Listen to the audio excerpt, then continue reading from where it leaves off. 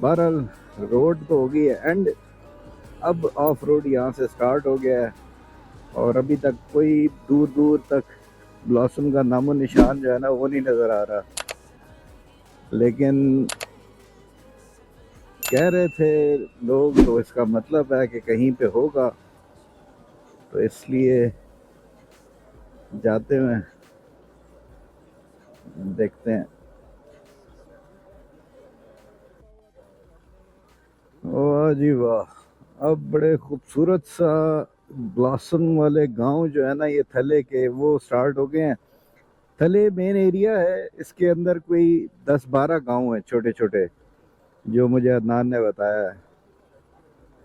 तो ये बहरहाल वाह, वो राइट साइड पे देखो यार, क्या कमाल के, माशाल्लाह। जो जिसका था ना शौक और पैसा वो वसूल हो गया यहाँ पे।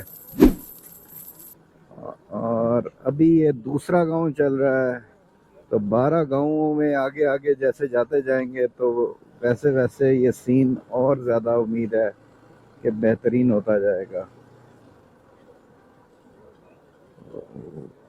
यार अब बाइक बंदा ना चला रहा हो ना तो फिर मज़ा ही आ जाए, फिर मैं आपको सही लेफ्ट राइट जो है ना वो चीज़ें दिखाऊं। अभी मसला ये है कि आपको सामने देखना होता है। ओए होए होए,